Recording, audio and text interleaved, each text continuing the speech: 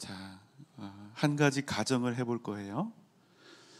만약 여러분의 인생에서 더 이상 소망이 안 보이는 겁니다.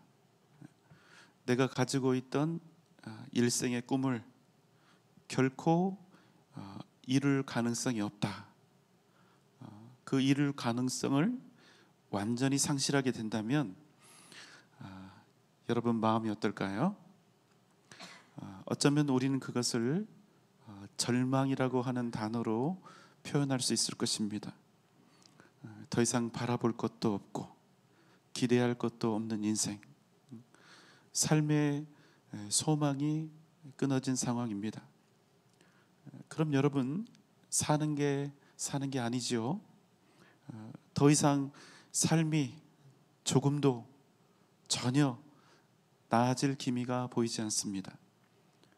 오히려 점입가경이에요. 갈수록 더욱 큰 인생의 고통과 고난과 억울함들이 찾아옵니다. 큰 죄를 지은 것 같지 않습니다. 최선을 다해서 하나님의 말씀에 순종하는 삶을 살기 위해서 애쓰며 살았습니다. 하지만 내 인생에 오랜 시간 볕이 들지 않는 거예요. 너무나 춥고 어둡습니다. 상황이 그렇습니다. 17살 어린 소년에게 고난이 닥쳐왔습니다. 그저 하루 이틀, 1년, 2년의 세월에 찾아온 그런 고난이 아닙니다. 무려 13년 동안 찾아왔습니다. 그러니까 그 소년이 30살이 될 때까지 그의 인생은 온갖 고통으로 가득했다는 얘기죠.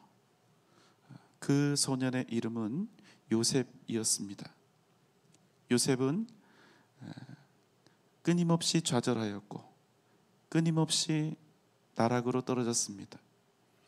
형들에 의해서 애굽에 팔려갔지요. 노예가 되었습니다. 그때 그의 나이 17이었습니다. 용모가 준수하고 훌륭했던 요셉을 어느 날 주인의 아내가 유혹하지요. 그런데 그는 감히 여주인의 손길을 뿌리칩니다. 믿음에 합당한 행동을 한 것입니다. 그런데 어떻게 되었습니까? 좋은 일이 생겼나요? 아니지요. 여주인을 겁탈하려 했다는 그런 누명을 쓰고 감옥에 갇히게 됩니다. 거기서 떡 굽는 관원장,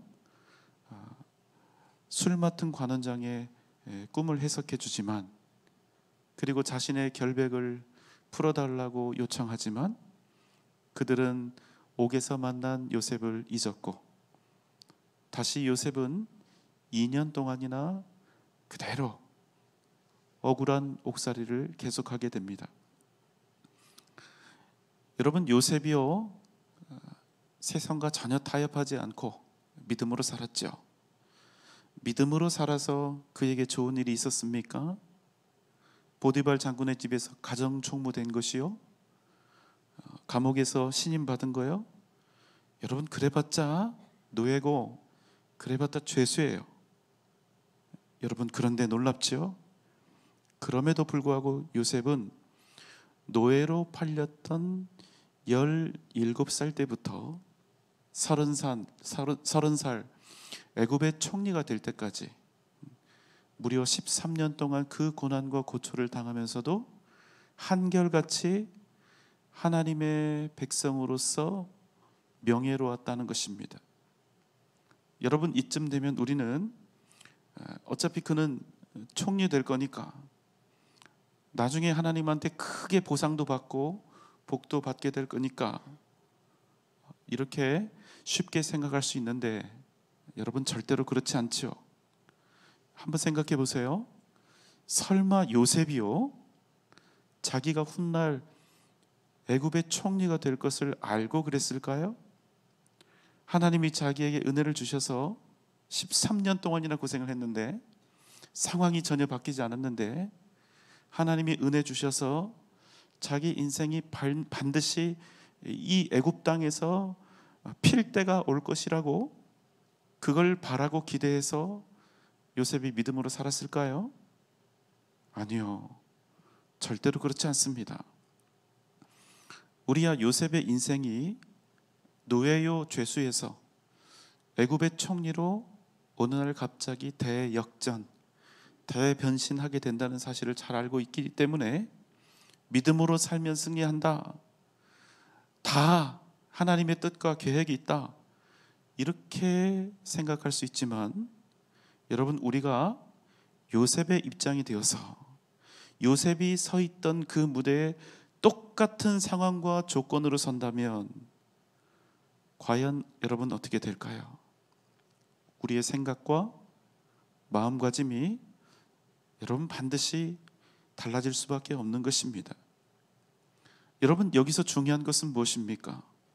믿음으로 살면 형통하게 되고, 믿음으로 살면 결국에는 복을 받고 하나님께서 그를 높여주신다. 그러니 우리도 요셉처럼 살자. 여러분, 이런 말씀입니까? 죄송하지만 아니에요.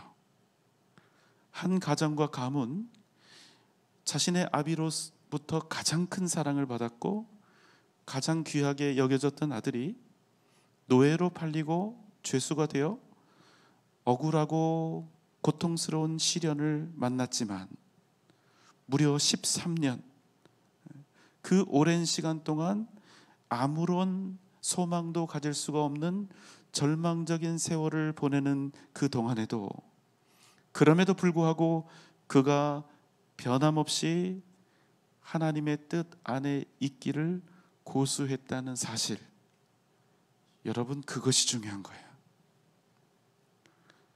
요셉이 복받았다, 그게 중요한 게 아니라 그 고통과 시련 속에서도 그가 그럼에도 불구하고 하나님의 사람으로 살았다. 여러분, 무슨 말씀인지 이해하시겠죠? 그러니까 여러분, 우리가 익히 잘 알고 있는 이 요셉 스토리의 핵심은 단지 요셉이 복받아서 애굽 총리가 되었다, 이것이 아니라는 거예요. 그럼 무엇입니까? 완전히 버려진 인생, 완전히 좌절되어진 인생을 살면서도 그가 변함없이 하나님의 사람으로 살았다. 여러분, 바로 거기에 있는 것입니다. 여러분, 아멘입니까? 자, 요셉이 과연 어떤 마음의 결단으로 그런 삶을 살 수 있었는지 우리가 한번 살펴볼까요?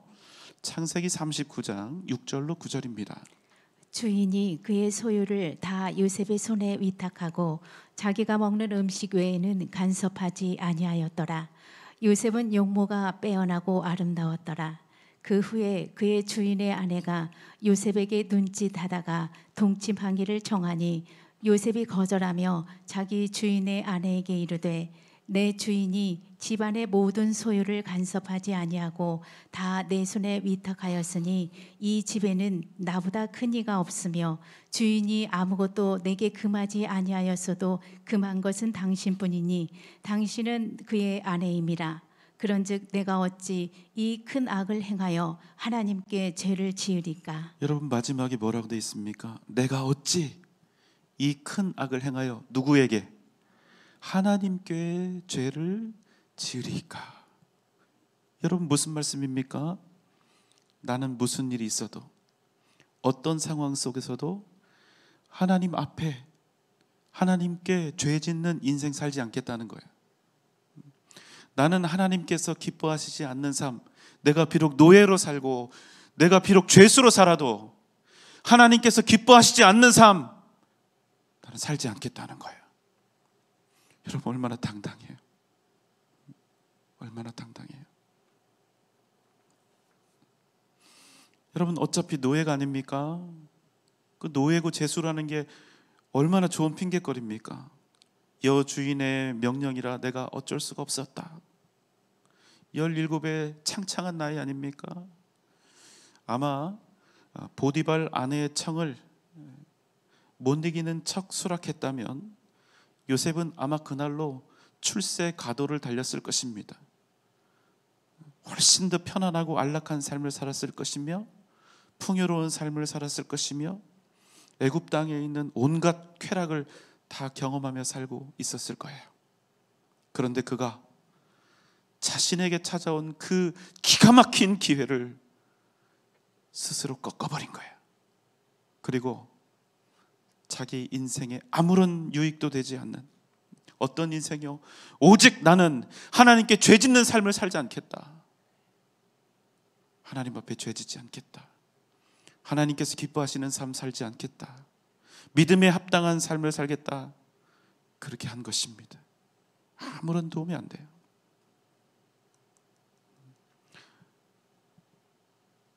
오늘 본문에는 꿈이 좌절된 또 한 사람이 있습니다.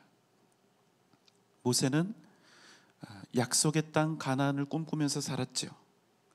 그 땅에 들어가서 누리게 될 하나님이 베풀어 주실 풍요로움과 그 자유, 그 기쁨을 고대하면서 산 거예요.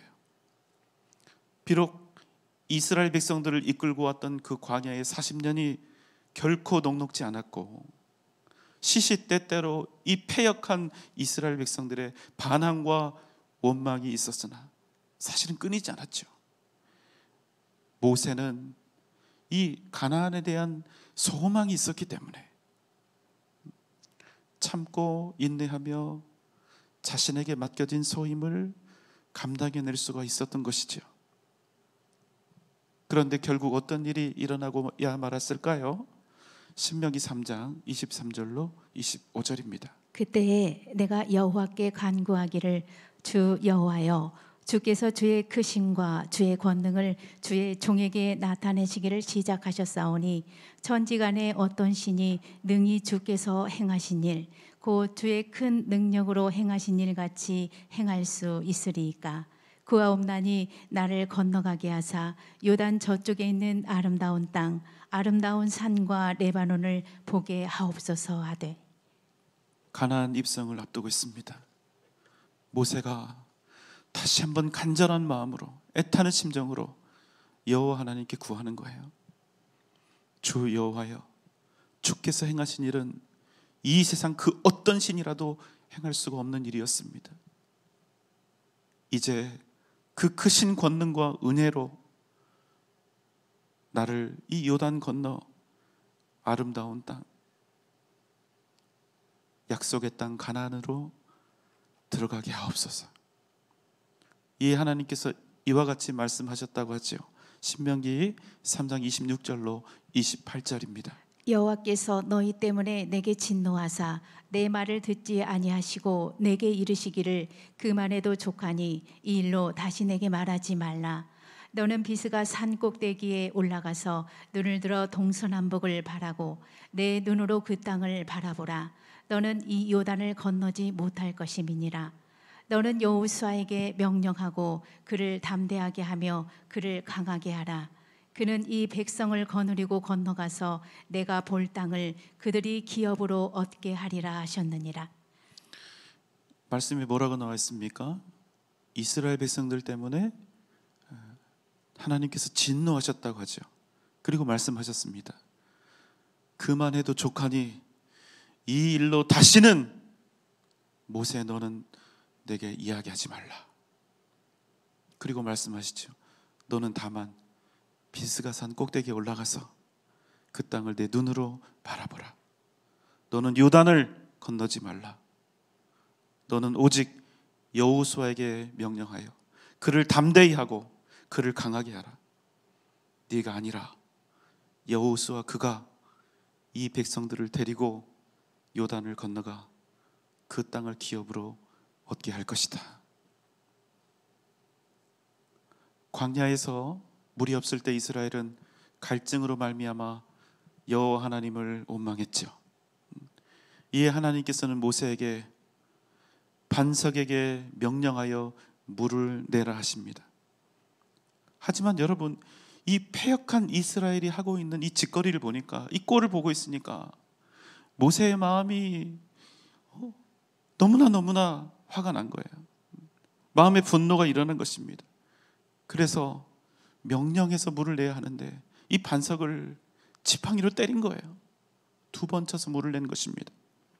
민수기 20장 12절입니다. 여호와께서 모세와 아론에게 이르시되 너희가 나를 믿지 아니하고 이스라엘 자손의 목전에서 내 거룩함을 나타내지 아니한 고로 너희는 이 회중을 내가 그들에게 준 땅으로 인도하여 드리지 못하리라 하시니라.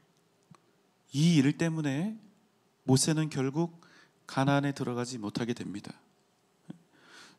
정말 가슴이 찢어지는 심정으로 다시 거듭 하나님께 간절히 구했지만 결국 모세가 출애굽을 하고 이 40년 광야 생활 동안 자신이 가지고 있었던 유일한 꿈 무엇입니까?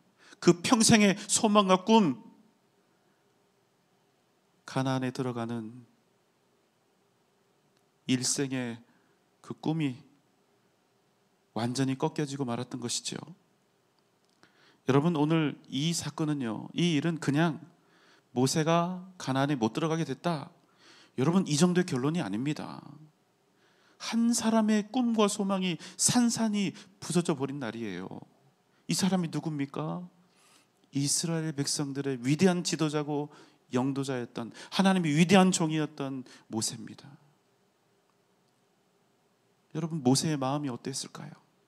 평생의 꿈이 깨져버린 거예요. 이제 소망이 없는 겁니다. 자, 놀라운 일은 지금부터 시작입니다. 오늘 우리가 본문이 3장인데요. 자, 이어지는 신명기 4장부터 모세는 이스라엘 백성들을 향하여 유언과도 같은 마지막 말씀, 하나님의 말씀, 하나님의 법을 전하는 것입니다.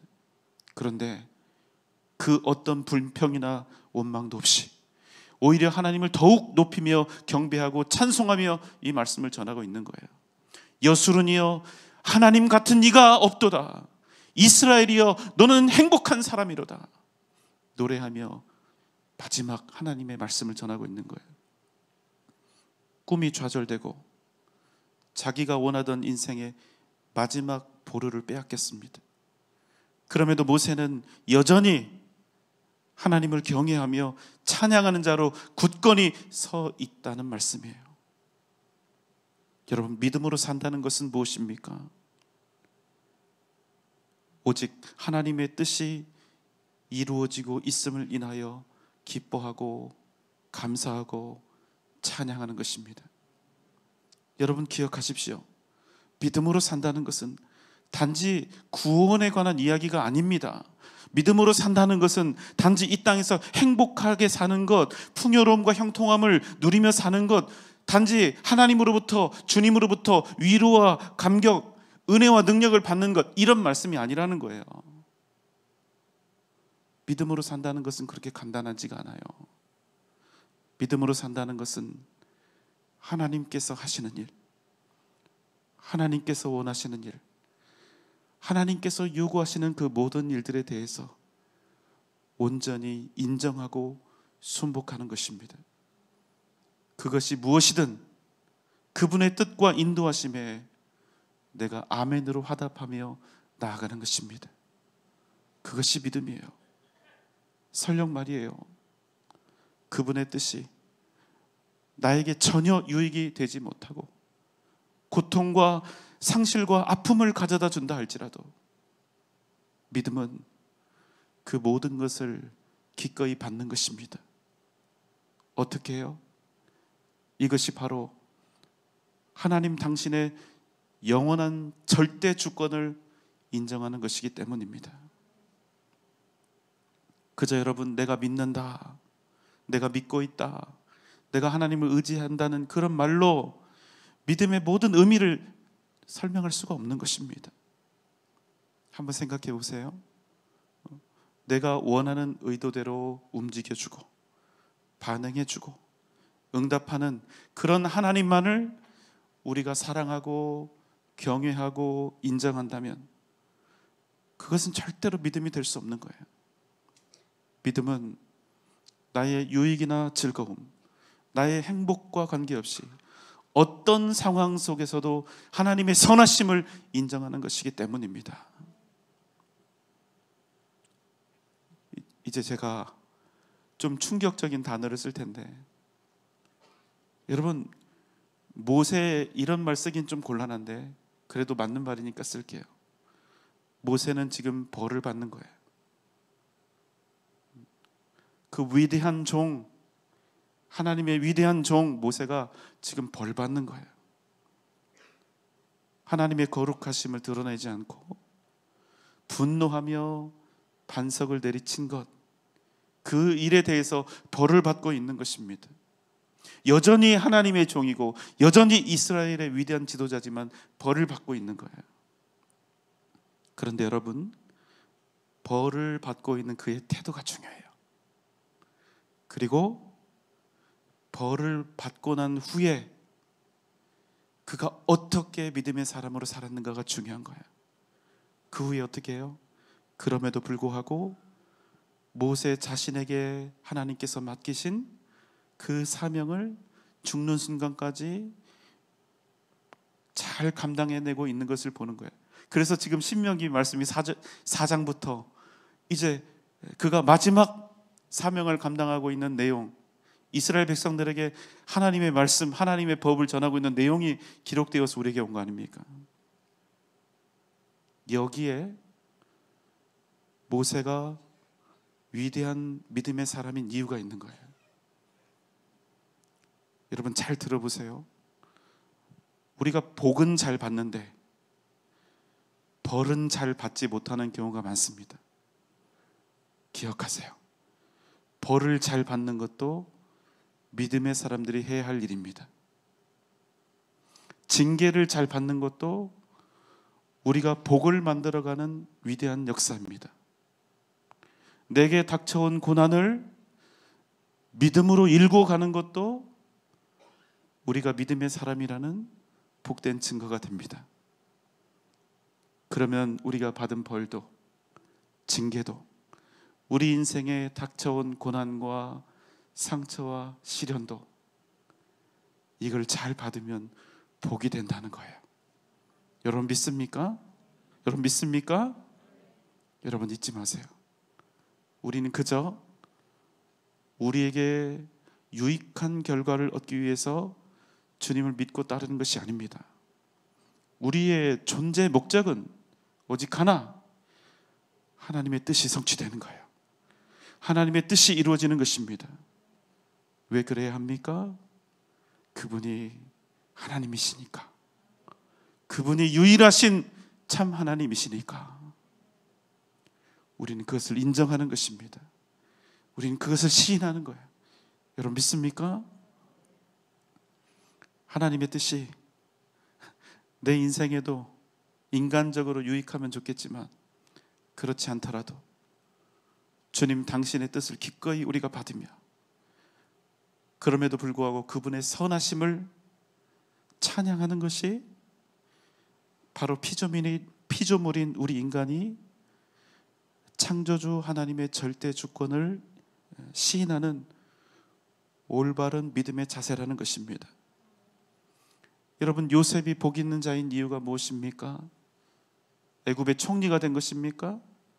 그저 훗날 그가 형통하게 잘 되었기 때문인가요? 그렇지 않다는 거예요. 요셉이 위대한 믿음의 사람인 것은 자신이 잘 되든 못 되든 그것과 무관하게 그가 언제나 하나님의 사람으로서 살기를 소원하였다는 것입니다. 그것이 중요한 거예요. 여러분 그것이 우리 믿음의 핵심이에요. 그것이 우리 신앙의 핵심입니다. 여러분 아멘입니까? 이 일로 다시는 내게 말하지 말라. 한번 생각해 보세요. 모세에게 있어서 이보다 더 큰 상처와 아픔을 주는 말이 또 어디 있었겠어요? 그러나 그는 하나님의 뜻을 존중하며 그 뜻에 순복하며 변함없이 하나님의 종으로 하나님의 사람으로 살기를 기뻐했다는 거예요. 이것이 모세가 위대한 믿음의 사람인 이유입니다. 따라서 합시다. 주님의 뜻이면 족합니다. 주님의 뜻이면 족합니다. 그것이 나에게 유익이 되든 되지 않듯, 내 마음에 흡족하든 그렇지 않든 주님의 뜻이면 그것으로 내가 족한 것. 여러분, 그것이 바로 믿음이요, 그것이 바로 하나님의 절대 주권을 인정하는 복된 삶인 것입니다. 오늘 이 밤 주님의 뜻이면 그것으로 만족하는, 하나님의 뜻이 드러남에 기뻐하는 그 진짜 믿음이 저와 여러분 가운데 넘쳐나시기를 주님의 이름으로 소망합니다. 오직 믿음으로 주님을 구하며 승리하는 복된 이 밤 되시기를 주님의 이름으로 축원합니다.